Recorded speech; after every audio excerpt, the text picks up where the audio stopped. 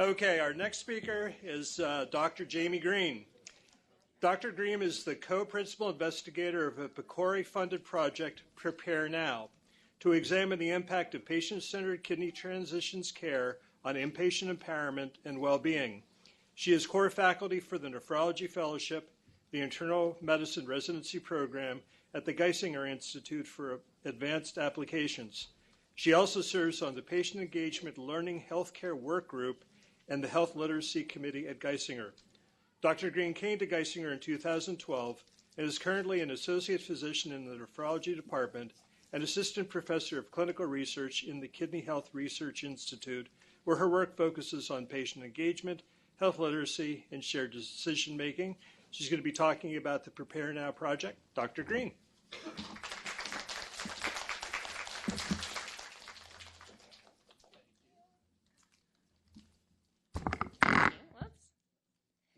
Thanks for that introduction. Sounds like it's been a great conference so far. I'm excited to talk about the Prepare Now study. This is a joint project with investigators at Geisinger, Duke, Johns Hopkins, and University of South Carolina, although Geisinger is the only clinical site for this project. It's sponsored by PCORI, and the category of the funding is the Improving Healthcare Systems category of mechanisms. And so just to point that out, that the project is really designed to change the health system in order to improve patient outcomes. Let's see if I can work the mouse. I work on a Mac, and anytime I have to use a PC, it's like I become computer illiterate. Okay, I have no financial disclosure. So my talk, I'm going to talk about just give an overview of all the components of our study, and then I'm going to discuss just a little bit about patient engagement and research as a whole, and talk about how specifically in our project we have engaged our patients as co-investigators. So the background. This is not news to this audience, but about 100,000 patients transition from CKD to ESRD each year. And the treatment options, and not everybody does, but the ones who do, the treatment options differ with various advantages and disadvantages. The right choice depends really on the patient's personal goals and values. There's no right answer. It really depends on what's going to work for the patient's lifestyle and what's important to them. However, most patients report being completely unprepared for this decision, even when they've been under nephrology care for years. Which is sad for me as a nephrologist, but it's very true. I think most patients, it's like a cancer diagnosis when you get a diagnosis of kidney failure. And so it's very hard for patients to be ready and know what to do. So for those of you who aren't as familiar, there's hemodialysis, peritoneal dialysis, transplant, and then treatment without dialysis or transplant, so-called conservative care. So for example, the default in the United States tends to be in-center hemodialysis, which is 3 times a week in a center. You can also do that at home, although it's not offered in many places, which is a shame. Peritoneal dialysis, instead of using needles, is through the belly, and that is done at home. Transplant can be with a live donor or a deceased donor, and then conservative care is patients who choose treatment. It's not no treatment, but it's treatment without dialysis or transplant. So, for example, someone who really doesn't like needles and really wants to be at home may choose peritoneal dialysis, or someone who is very elderly and doesn't want a lot of invasive treatments done to them nearing the end of their life may want to do conservative management. So why is this so hard, though?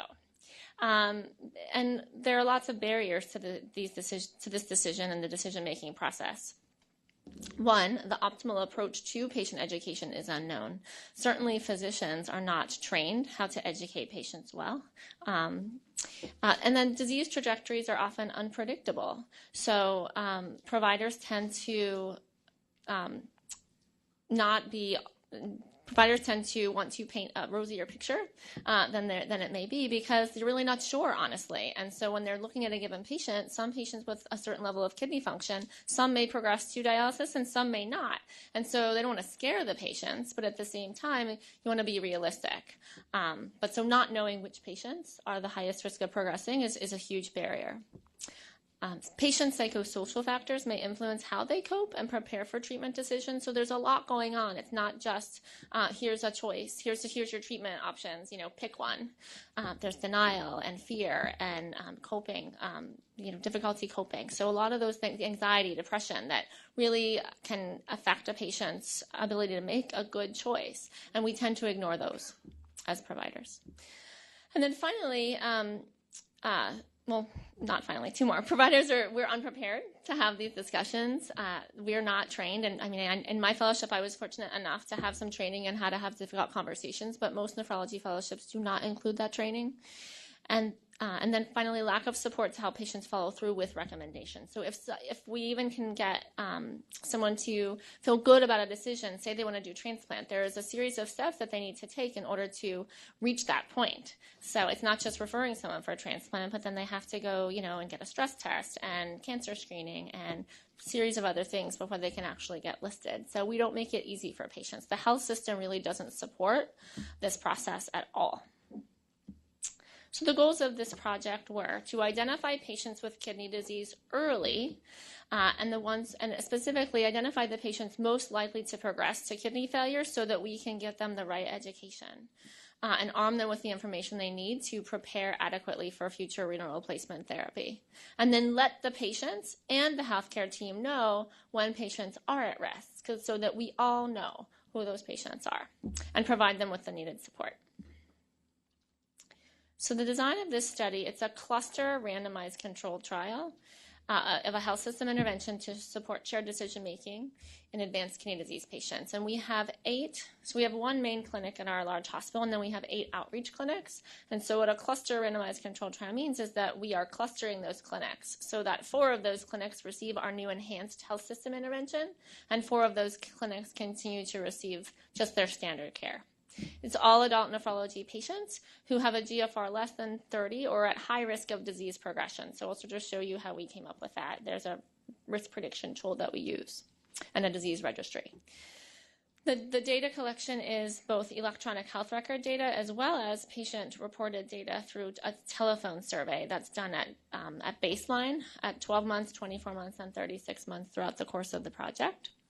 And the outcomes, this is PCORI. So the outcomes were all selected by our panel of our investigators on the project, and outcomes that they felt were important to them.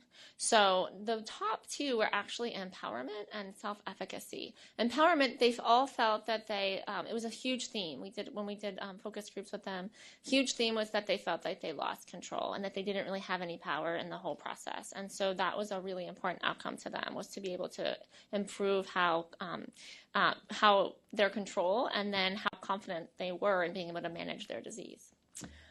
Other patient-reported outcomes that we're looking at are the choice of a self-care treatment modality or a home modality like peritoneal dialysis or in-center hemo, whether or not someone's treatment choice is aligned with their values.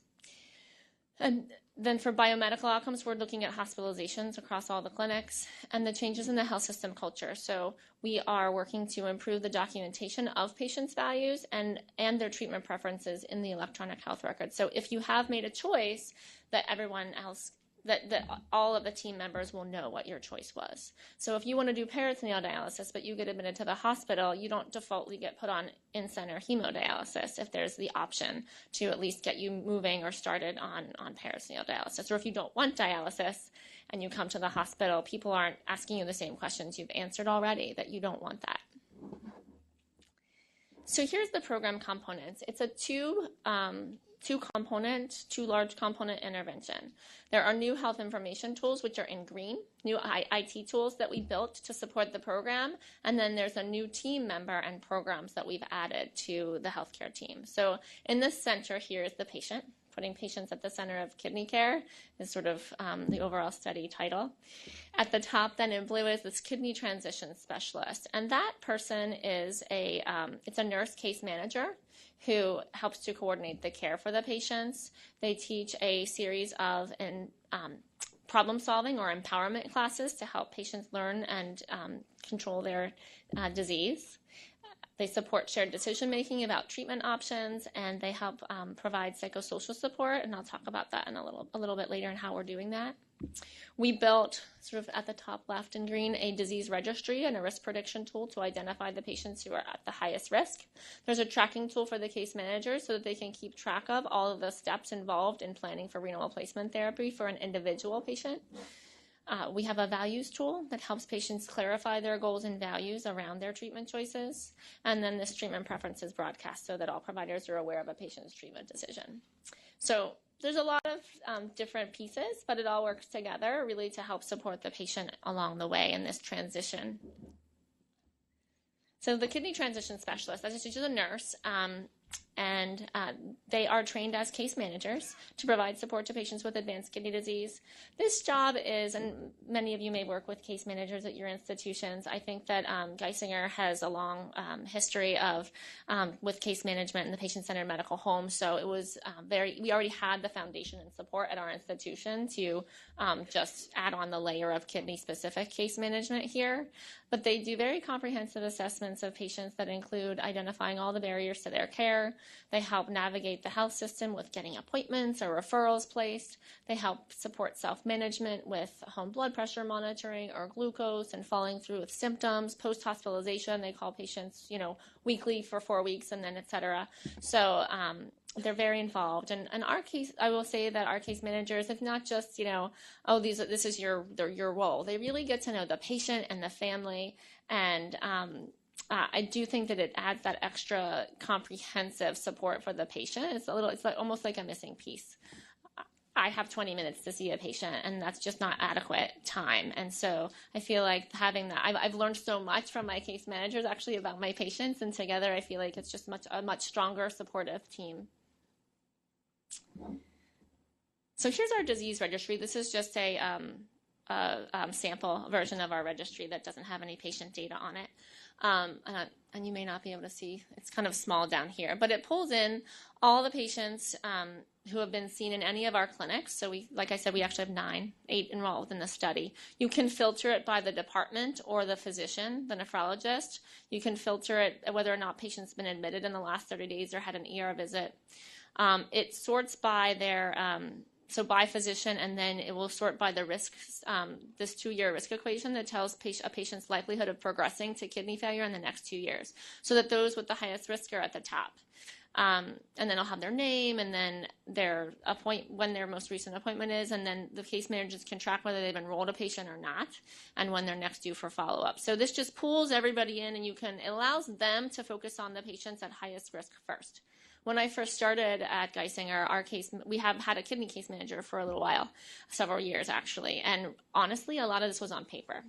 So they would go through the templates every week for the CKD patients, and they would just look at the GFR, and they would just enroll all patients with a GFR less than 30. But they missed a lot of people, and the highest risk patients, if they didn't have a recent appointment, then they wouldn't even see them. So it was a really somewhat cumbersome process, and I think we weren't really managing the population well because we were just capturing who we could.